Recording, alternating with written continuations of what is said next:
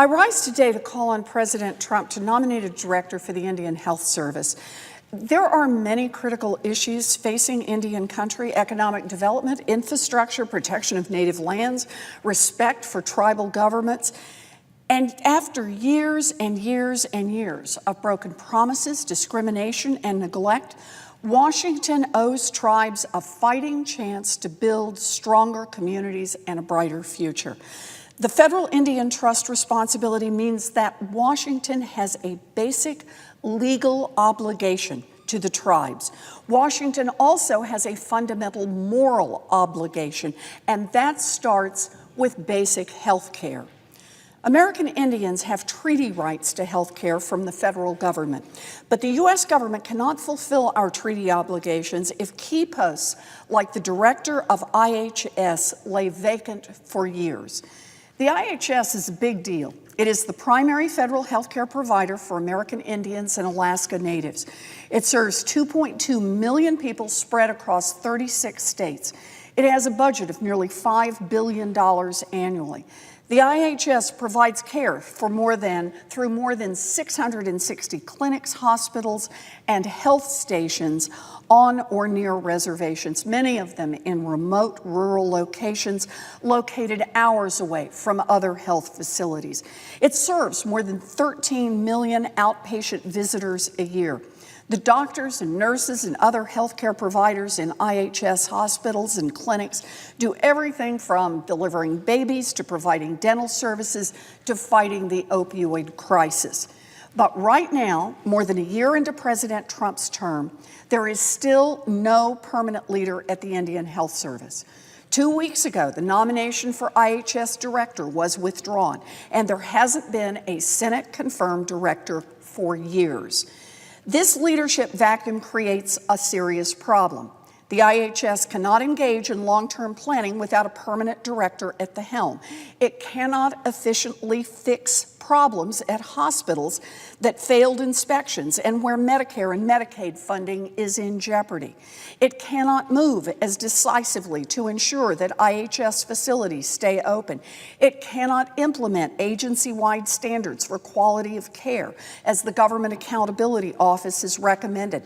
The IHS cannot prioritize competing issues or solve serious long-standing problems, or work through how to meet multiple goals more effectively. Its relationship with other federal agencies are weakened without a stable leader. Critical relationships with the Centers for Medicare and Medicaid Services, the Office of Management and Budget, the Substance Abuse and Mental Health Services Administration, and the rest of the Department of Health and Human Services. It cannot ensure that programs like the Special Diabetes Program for Indians, which has created real positive outcomes, is implemented as well as possible. The IHS cannot work out a direction for the service and hold a single stable leader accountable for doing a good job. The IHS faces serious challenges that require the attention of a permanent, dedicated director. The agency is underfunded and has been underfunded for a long time. As a result, its facilities often lack medical equipment that many Americans take for granted when they visit a clinic or a hospital, like an MRI machine or a functioning operating room. A 2016 report by the Inspector General of the United States Department of Health and Human Services found that IHS hospital administrators have had difficulty recruiting and retaining critical staff. Aging hospital buildings and outdated equipment also raise concerns about patient safety. The Inspector General cites concerns about corroded pipes leaking sewage into the OR and not being able to find replacement parts to fix old equipment the hospitals are relying on. Doctors and nurses should be able to focus on helping their patients get well, not on whether the building is habitable and basic facilities are available. There are also serious staffing shortages. At its Great Plains facilities, for example, IHS vacancy rates have reached 37%. Compare that to my home state of Massachusetts, where only 6% of nursing jobs were vacant in 2015. Tribal leaders are understandably concerned about the direction of an agency that plays such a vital role in their communities. Here's what I heard from Chairwoman Cheryl Andrews Maltese of the Wampanoag tribe of Gayhead, the Aquinnah in Massachusetts. Quote, "This vacancy has created significant instability and negatively affects the already burdened IHS system." And she added, quote, "Not only is it a failure on the part of the federal government to not adequately fund health care for Indians, the failure to appoint someone to lead this critical service area is considered by many tribes as gross negligence." The chairwoman says that the United States is failing to keep its word and failing to fulfill its solemn responsibility to the tribes. I agree with the chairwoman. Healthcare is a basic human right, and everyone in this country deserves access to quality, affordable health care. But the stakes are particularly high for Native people. An American Indian or Alaska Native baby born today has a life expectancy that is almost 4.5 years shorter than the U.S. average. These little babies are also more likely to die before they ever reach their first birthday. Native infant mortality is about 25% higher than for the U.S. as a whole. Chronic diseases like diabetes and heart disease hit Native Americans harder too. For instance, American Indians and Alaska Natives die from diabetes at a rate that is 3 times higher than that of the entire American population. Mental health and addiction issues are also a very big concern. The opioid epidemic is devastating communities all over our country, but it is a particularly virulent problem for Native Americans, who have the highest per capita rate of opioid overdoses in the country. Similarly, alcohol-related death rate for Native Americans is about 500% higher than for the rest of the population. Suicide rates are about 70% higher too. Everyone struggling with addiction deserves access to high-quality treatment, no matter who they are or where they live.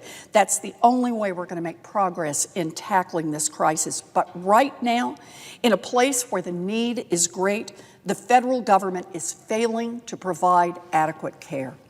With so much need, investing in improving the IHS should be a top priority for Washington. I'm glad that the Trump administration's latest budget for the IHS includes a funding increase. Still, this government needs to do more, much more.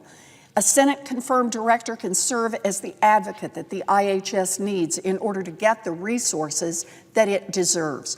In fact, federal law explicitly says that advocating good Indian health policy is one of the director's job responsibilities. We should be doing that job. We need a good person in this job, which means the nominee must be thoroughly vetted. But that's not an excuse for more delay or for the White House to drag its feet. It needs to work with the tribes to find the right person for the job and then submit the nomination quickly. The person who heads up the IHS should be knowledgeable and should have a vision for how to deliver better health care to Native Americans. The person should have the determination and commitment to push Congress to meet its treaty obligations in providing health care to Native communities. The Trump administration doesn't have a stellar record when it comes to nominating the right people for important jobs. I often strongly disagree with the president's picks. But leaving hundreds of critical posts across our government vacant, including the IHS director, has a devastating effect all its own. It wasn't until just 2 weeks ago that President Trump finally named a nominee to Commissioner of the Administration for Native Americans, and several offices in the federal bureaucracy have an important role in running important programs for tribes, and the president hasn't nominated heads for some of those offices. For instance, the director of the Department of Justice's Office on Violence Against Women, which administers key grant programs for tribal programs to combat domestic violence and sexual assault, and the Assistant Secretary of Employment and Training Administration in the Department of Labor, which provides workforce innovation and opportunity grants to tribes and tribal organizations. These vacancies hit Native communities hard, and they represent one more broken promise to Native people. There is no excuse for delay.